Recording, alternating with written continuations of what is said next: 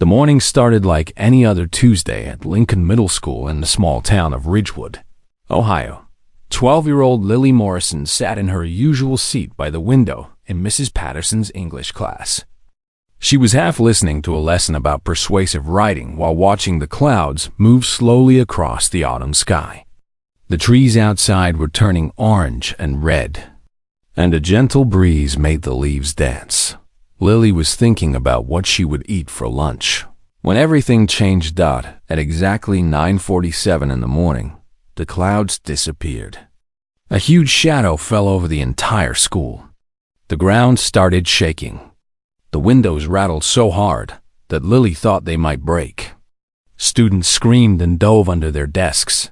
Mrs. Patterson dropped her chalk and grabbed the edge of her desk to keep from falling. Lily did not move. She stayed in her seat and watched as something massive came down from the sky. It was a ship, but not like any ship she had ever seen in movies or books. It was dark and shaped like a giant triangle with sharp edges. It was bigger than the whole school, bigger than the whole town square. The ship stopped right above the football field. It blocked out the sun completely, and everything became dark like evening, even though it was still morning. Within minutes, smaller ships came out of the big one. They spread across the town like angry bees leaving a hive. One of them landed right in the schoolyard. It crushed the old oak tree that had stood there for 100 years. Lily's grandmother had told her stories about that tree. Now it was gone, flattened like paper. The creatures that came out of the small ship were not human. They were tall, almost 7 feet, and they looked like giant insects. Their bodies were covered in hard shells that shined like oil when light hit them. They had many arms with joints that bent in strange ways. Their faces had large eyes that seemed to see everything at once. The leader of the group had red markings on its chest. It walked differently than the others, with more confidence. It carried a strange device that made a humming sound that Lily could feel in her teeth. Principal Martinez ran to the front doors. He was trying to get everyone out of the building. He was a brave man who had served in the army before becoming a principal. But even he stopped when he saw what was happening. The aliens moved fast. They sprayed some kind of foam on all the doors and windows. The foam turned hard like rock within seconds. Nobody could get out. The school had become a prison. Lily watched from her classroom window as more aliens landed around the building. They moved with perfect order, like they had practiced this 1,000 times. Maybe they had. Maybe they had done this to other schools on other planets. The aliens started going through the building room by room. They pushed everyone toward the gymnasium. Teachers tried to protect their students.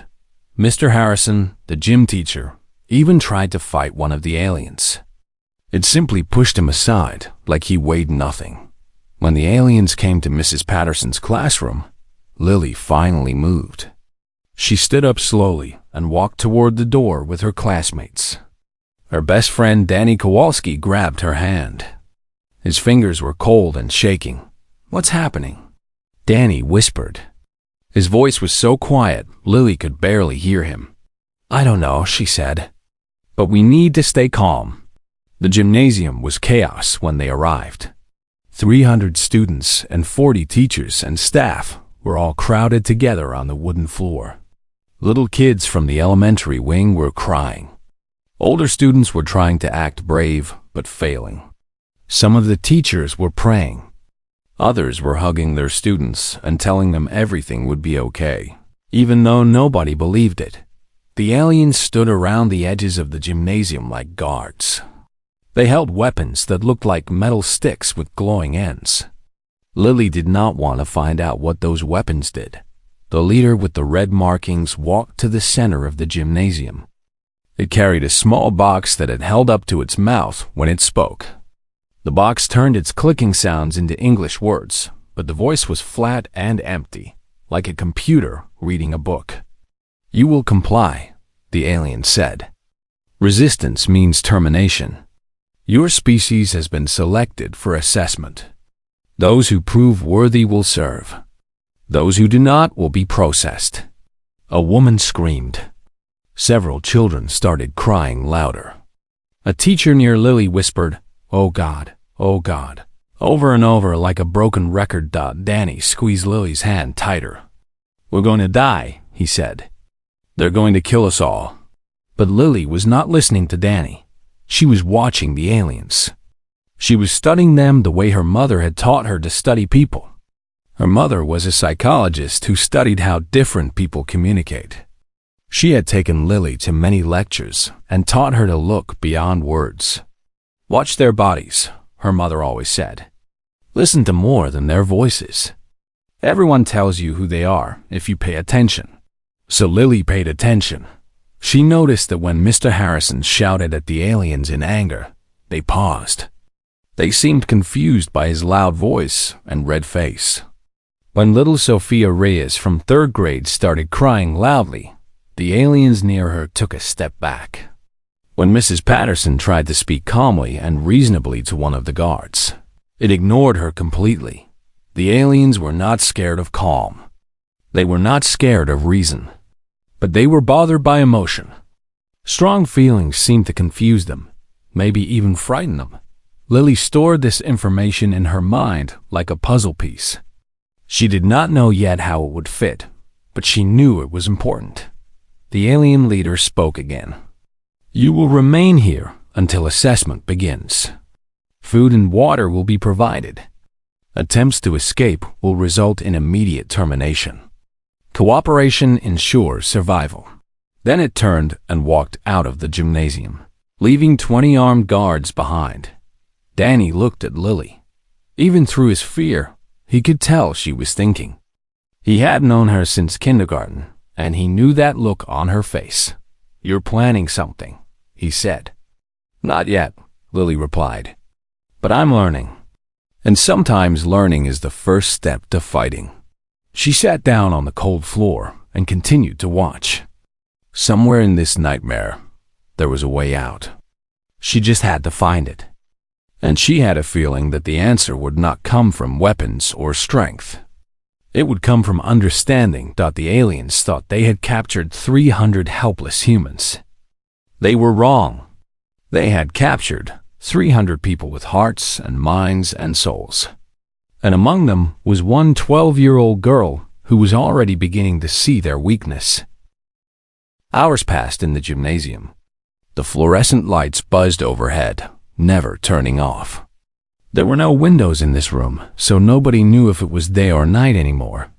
Time had become meaningless. The aliens brought water in large containers and strange blocks of food that tasted like nothing. Some people refused to eat. Others were too scared. But Lily made herself drink and eat. She needed her strength. She needed her mind to work clearly. She spent those hours watching and learning. The aliens operated on a strict system. The soldiers with plain shells never spoke unless the leader or other marked aliens spoke to them first. When a higher-ranked alien approached, the lower ones would pull their smaller arms close to their bodies and tilt their heads to one side, showing the soft parts of their necks. Lily recognized this behavior. It was submission. It was showing that they were not a threat. Their entire society was built on ranks and obedience. The strong commanded. The weak obeyed. Fear kept everyone in line. But Lily also noticed something else. The aliens were uncomfortable here. Not just alert or cautious, but genuinely uncomfortable. They flinched when babies cried. They stepped back when teenagers whispered to each other. When Mr. Harrison started humming a song under his breath, 3 guards turned their weapons toward him, their many eyes blinking rapidly. They were afraid, Lily realized. Not of weapons, not of violence. They were afraid of things they could not understand or control. Human emotion was chaos to them. Human unpredictability was terrifying. Danny crawled over to where Lily was sitting. He had been watching her watch the aliens. "You figured something out," he said. It was not a question. "They're scared of us," Lily whispered. Danny almost laughed. They're scared? They have ships that can travel between stars. They have weapons. They just took over our whole planet, probably. They took over our buildings, Lily said. They took over our machines. But they don't understand us. Look at them. Really, look. Danny watched as one of the guards moved away from a group of crying kindergartners. The alien's body language showed clear discomfort, like someone standing too close to a fire. Okay, Danny admitted. That's weird. My mom always says that fear comes from not understanding. These aliens have probably conquered many planets. They probably met many other species. And every single one of those species either fought or ran away. Fighting and running are things the aliens understand. So, what don't they understand? Lily thought about it. Us. The way we feel things. The way we connect to each other. Look at Mrs. Patterson. They both looked at their English teacher. She was sitting with a group of first graders, telling them a story in a soft voice. The children had stopped crying and were listening with wide eyes. Some were even smiling a little. She's scared too, Lily said. Maybe more scared than anyone. But she's putting that aside to help those kids. She's choosing to be brave for them. I don't think the aliens have ever seen anything like that. The leader with the red markings returned to the gymnasium. Its translation device crackled as it spoke. Assessment will begin at the next cycle. Candidates will be evaluated for usefulness. Those who are deemed non-productive will be transferred to processing facilities. Cooperation ensures survival. Processing facilities. Lily did not know exactly what that meant, but she could guess. Non-productive people would be killed. Maybe used for parts. Maybe just eliminated because they took up resources. She made a decision. Lily stood up and walked toward. The alien leader. Danny grabbed at her shirt. What are you doing? Are you crazy? She gently pulled free. Maybe, probably, but I have to try. The guards moved to stop her, their weapons humming with energy. But Lily kept walking, her heart beating so fast she thought it might explode.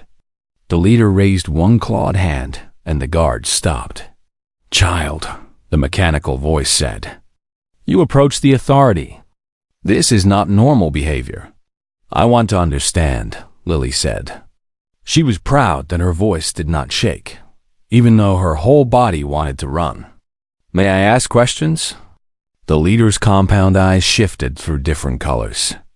Blue, then green, then purple. Its head tilted slightly, not toward her but toward the space above her, as if it was talking to someone invisible. Questions are allowed, it said finally. Within limits. Lily took a deep breath. What are you called? What is your species? We are the Vorth Collective. We have existed for thousands of your years. We control 17 star systems. Why are you here? On Earth? Resources. Assessment. Expansion. The collective must grow. Growth is survival. Stagnation is death. What happens during assessment? The Vorth leader made a clicking sound that might have been impatience. Individuals are tested. Physical strength. Mental capacity. Obedience. Those who pass are assigned roles in the collective. Soldiers. Workers. Technical operators. Those who fail are processed.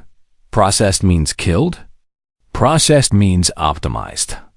Biological resources are not wasted. They are allocated for maximum efficiency. Lily felt sick, but she kept her face calm. She had learned from her mother that showing too much emotion during a negotiation was a weakness. Although this was not exactly a negotiation. Not yet. You've done this before, she said. To other species? 43 species have been absorbed by the collective. Earth is number 44. And they all submitted? Every single one? The Vorth leader's colors shifted again. Submission is logical. Resistance is inefficient. All species eventually understand this truth. Some learn quickly, some learn slowly, but all learn. Lily nodded slowly. She was beginning to understand something important. The Vorth had not conquered through strength alone. They had conquered through psychology. They knew that every species had survival instincts, fight or flight. They were ready for both. They crushed fighters and hunted runners. After a few generations, the survivors learned that submission was the only option. But what about a species that chose neither fight nor flight? What about a species that found a third way? Commander, Lily said, using a human title because she did not know the Vorth word. May I tell you a story? The alien's body went still. Its colors stopped shifting. A story? This is not relevant to assessment. It might be. Please. Just one story. The gymnasium had gone quiet. Everyone was watching now. Teachers and students, young and old, all staring at this 12-year-old girl, standing alone in front of an alien conqueror. The Vorth leader looked at her for a long moment. Then it made a gesture with one claw that Lily hoped meant agreement. Tell your story, human child. I will listen. Lily had their attention. Now she just had to find the right words. Lily took a moment to gather her thoughts. Every eye in the gymnasium was on her. Human eyes filled with fear and hope. Alien eyes filled with something she could not read. The weight of it all pressed down on her, shoulders like a heavy blanket. She thought about the stories her mother had told her. Stories about people who changed the world not with weapons, but with ideas. People who stood up when everyone else sat down. People who spoke when everyone else was silent. A long time ago, Lily began. There was a country called America. It was not always a country. It used to belong to another nation far across the ocean. That nation was called Britain, and it was one of the most powerful empires on Earth. The Vorth leader listened without moving. Its translation device hummed softly, converting her words into whatever language the aliens thought in. Britain had the strongest army in the world. It had the best weapons. It had more soldiers than anyone could count. And it controlled America completely. The people who lived in America had to follow British laws. They had to pay British taxes. They had no freedom to make their own choices. This is logical, the Vorth leader said. The strong control the weak. This is the natural order. That's what Britain thought too, Lily said. But the American people did not agree. They believed that all people were born free. They believed that no one had the right to control another person's life. So they decided to fight for their freedom. The Vorth leader made a clicking sound. They resisted? With inferior weapons and fewer soldiers? Yes. Everyone told them they were being foolish. Everyone said they would lose. The British Army was professional.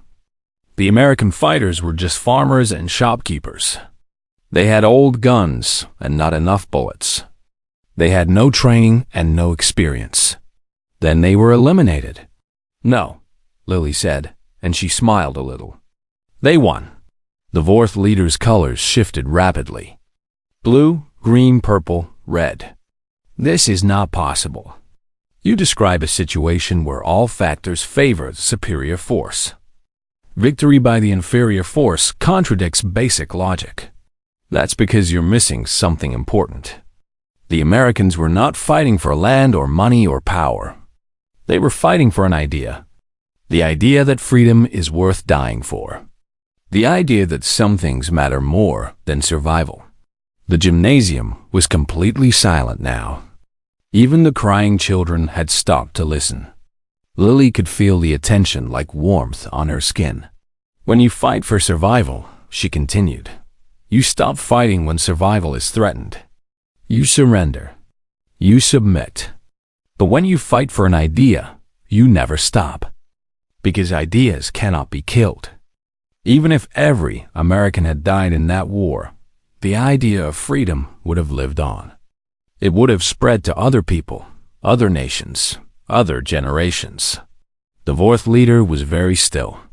You suggest that ideas are more powerful than weapons. I'm not suggesting it. I'm telling you it's true. The British had everything. Guns, ships, soldiers, money. The Americans had almost nothing except their belief that they deserved to be free. And that belief was enough. Belief is not a measurable factor. It cannot be calculated or controlled. Exactly, Lily said. And that's why you don't understand it. Your whole society is built on measurement and control. Everything has a place. Everyone has a rank. The strong command. The weak obey. It's orderly. It's efficient. But it's also empty. The fourth leader moved for the first time, taking a step closer to Lily. The guards tensed but did not interfere. Empty? The collective has existed for 2,000 years. We have conquered 17 star systems. We are eternal. You're surviving, Lily said. But are you living? When was the last time any Vorth did something just because it made them happy? When was the last time any Vorth loved someone? When was the last time any Vorth looked at a sunset and felt wonder? The alien did not answer. You don't even know what I'm talking about, do you? Those feelings, those experiences, they're not part of your world anymore. Maybe they never were. Maybe the Vorth were always like this. Or maybe, a long time ago, you were different. Maybe you lost something and forgot you ever had it. Lily thought about her own life. About her mother reading her bedtime stories. About Danny making her laugh with stupid jokes. About the feeling of sunshine on her face after a rainy week. Small things. Unimportant things by Vorth standards. But they were the things that made life worth living. You conquer because you're empty, she said softly. You keep expanding because if you stop, you'll have to face that emptiness. Every new planet, every new species, you think maybe this time you'll find what's missing. But you never do. Because what you're looking for can't be taken. It can only be created. The fourth leader was silent for a long time. The gymnasium held its breath. You are a child, the alien finally said. Young and undeveloped. Yet you speak as if you understand things beyond your years. I understand because I pay attention. And because I'm human. We're not better than you. We're not stronger or smarter. But we have something you don't. We have each other. We have love and hope and dreams. We have reasons to live that go beyond just surviving. And you believe these things make you stronger than the collective? Lily shook her head. I believe these things make us different from everyone you've ever conquered. You can kill our bodies, but you can't kill what makes us human. And somewhere deep inside, you know that. That's why you're uncomfortable here. That's why your soldiers flinch when children cry. You sense something in us that confuses you, maybe even frightens you. The fourth leader turned to look at its soldiers. They stood at attention, weapons ready, shells gleaming under the fluorescent lights. Perfect, obedient, empty dot that looked back at the humans, messy, scared, holding each other, comforting each other. Imperfect in every way, but alive in a way its soldiers would never be. I must consider your words, the fourth leader said. This is unusual. No species has spoken to us this way. Maybe no species was ever given the chance. Maybe you always started with weapons instead of words. The alien made a sound that might have been agreement or might have been doubt. Lily could not tell. Assessment will be delayed, it announced. I must consult with higher authorities.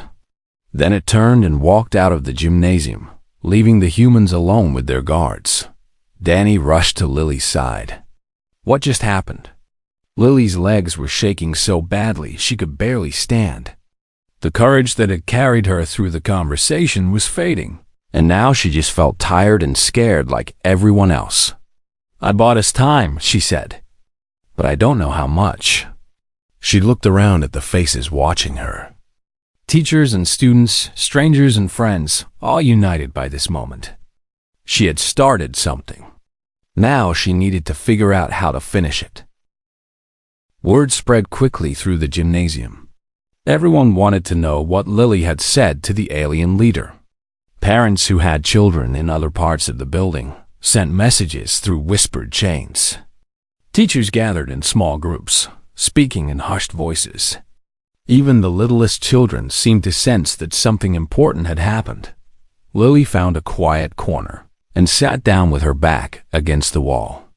Her whole body was exhausted. Talking to the Vorth leader had taken everything she had. But she knew the fight was not over. She had only won a small battle. The war was still ahead. Danny sat next to her. He did not say anything for a while. He just sat there, being her friend, which was exactly what she needed. Finally, Mrs. Patterson walked over and crouched down in front of them. Her eyes were red from crying, but her voice was steady. "That was very brave," she said to Lily, "and very dangerous. What made you think you could talk to them?" Lily shrugged. "I didn't think I could. I just knew that if nobody tried, we would all die anyway. At least this way, there was a chance. What do you think will happen now?" "I don't know." The leader seemed confused, maybe even curious. "That's something, right? Curious is better than certain." Mrs. Patterson nodded slowly. "You're wise for your age, Lily. Your mother must be very proud of you." Lily felt a sharp pain in her chest. Her mother? She had no idea if her mother was safe. The aliens had ships all over the town. Her mother could be in another building just like this one. Or she could be somewhere worse. She pushed the thought away. She could not help her mother by worrying. She could only help by staying focused and finding a way out of this.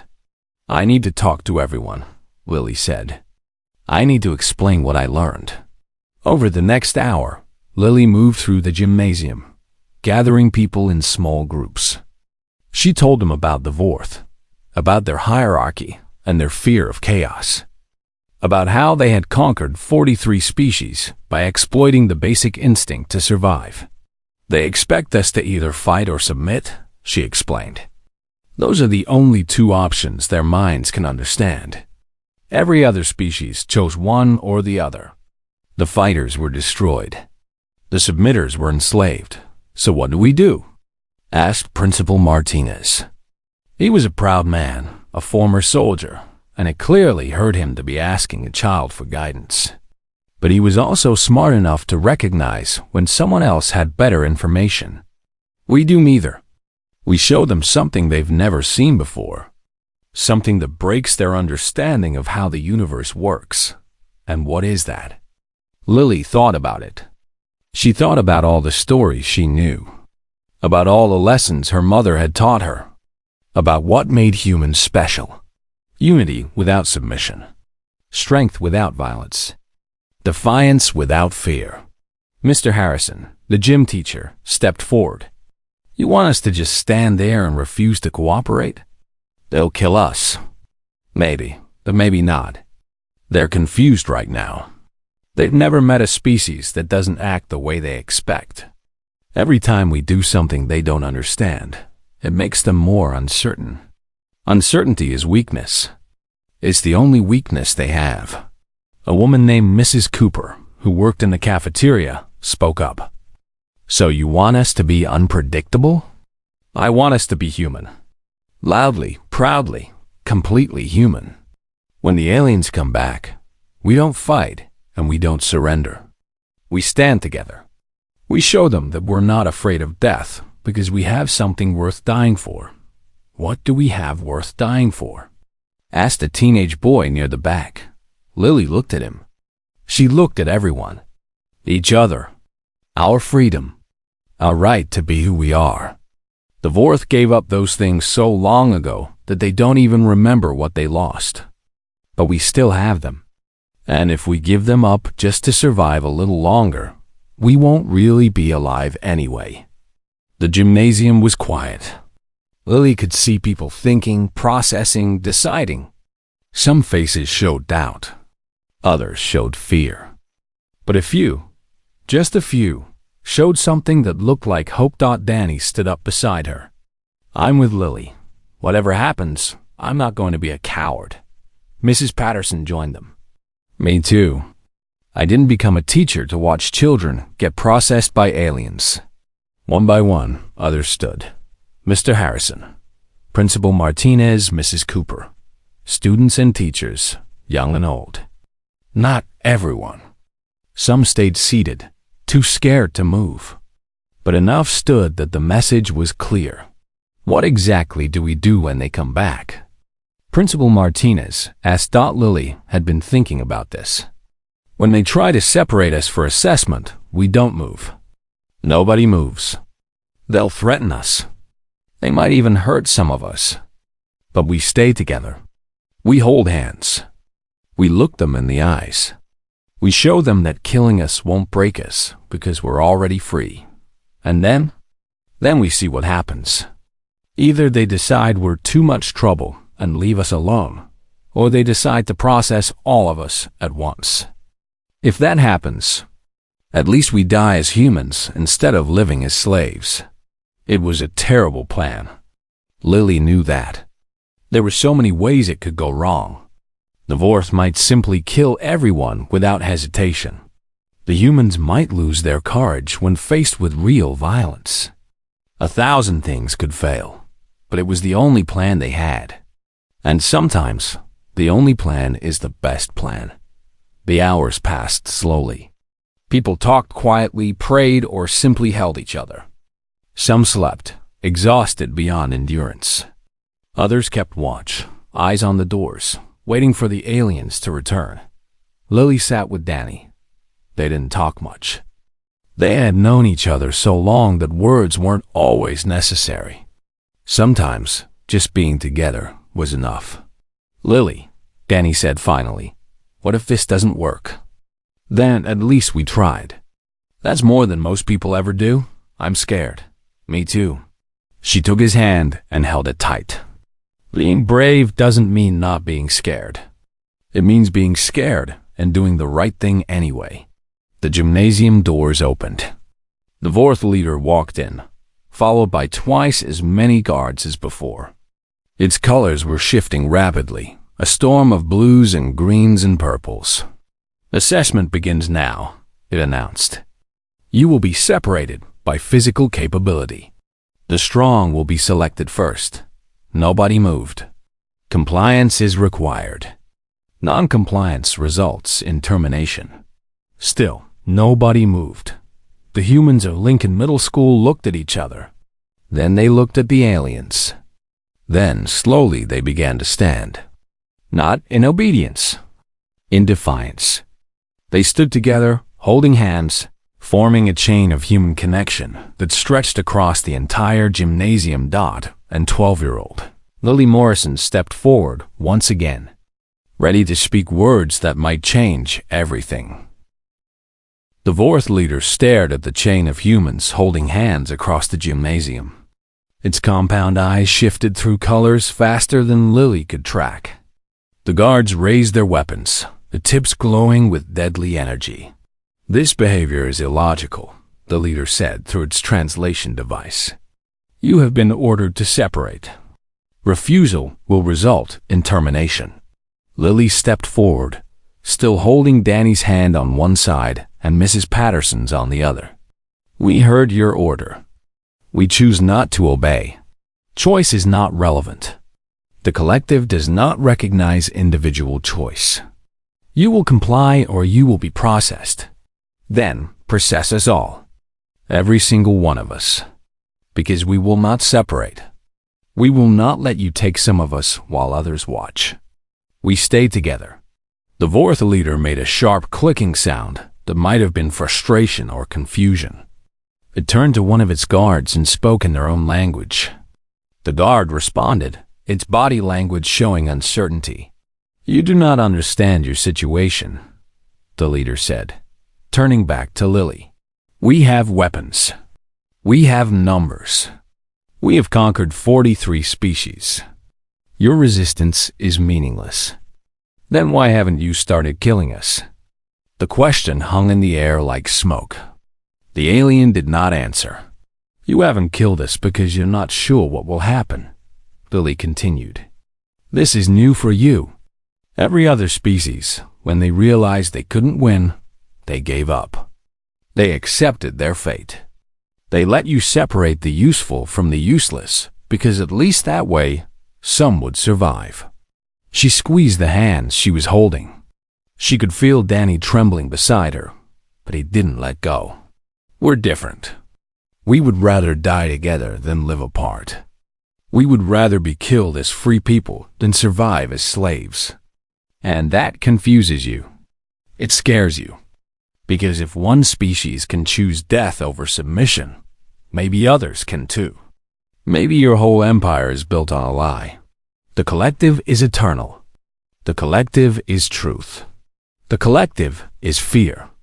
You rule through terror. You make every species believe that submission is the only option. But what happens when a species doesn't believe?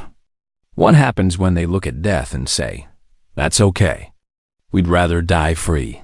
Lily let go of the hand she was holding and walked closer to the Vorth leader. The guards tensed, but she ignored them. She was 12 years old. She was terrified, and she had never done anything this important in her life. But she kept walking. I told you a story earlier about America and Britain. Let me tell you how it ended. The Americans didn't just win their freedom. They created something new. A nation built on the idea that all people are created equal, that everyone has the right to life, liberty, and the pursuit of happiness. These are abstract concepts. They cannot be measured. You're right. They can't be measured. But they're real. They're more real than your ships and your weapons and your empire. Because ideas live forever. Empires fall. Armies die. But an idea, once it exists, can never be destroyed. The Vorth leader was very still now. Its colors had stopped shifting entirely, frozen in the deep purple that Lily had not seen before. The idea I'm giving you right now, Lily said, will spread. Even if you kill everyone in this room, the idea will survive. Other humans will hear about what we did. They'll be inspired. They'll resist too. And then other species in your empire will hear about the humans who refuse to submit. They'll start asking questions. They'll start wondering if maybe, just maybe, there's another way. You threaten the stability of the collective. I'm offering you something better than stability. I'm offering you meaning. The Vorth leader made a sound that the translation device couldn't process. It came out as static and noise. Then it did something completely unexpected, that it sat down not in the rigid posture of authority, not in the submissive position of a lower rank. It simply sat on the gymnasium floor, lowering itself to Lily's eye level, like they were equals about to have a conversation. The guards erupted in confused clicking sounds. One raised its weapon, and the leader barked a command that made it freeze. For 2,000 years, the leader said slowly, the collective has expanded. We have conquered and processed and allocated. We have grown from one world to 17 systems. But you ask a question that no one has asked before. What is the purpose? Don't you know? Survival, growth. These were always the reasons. But you suggest that survival without meaning is not truly living. You suggest that growth without joy is pointless. Those aren't suggestions. Those are facts. Look at your soldiers. They obey because they fear punishment. They work because they have no choice. Have any of them ever created something beautiful just because they wanted to? Have any of them ever loved someone so much it hurt? The leader looked at its soldiers. They stood at attention, weapons ready, shells gleaming. Perfect machines of conquest. Empty of everything that mattered. I do not know, it admitted. These concepts are foreign to me. Lily reached out her hand. A simple human gesture that meant trust, friendship, connection. Then let me teach you. Let us teach you.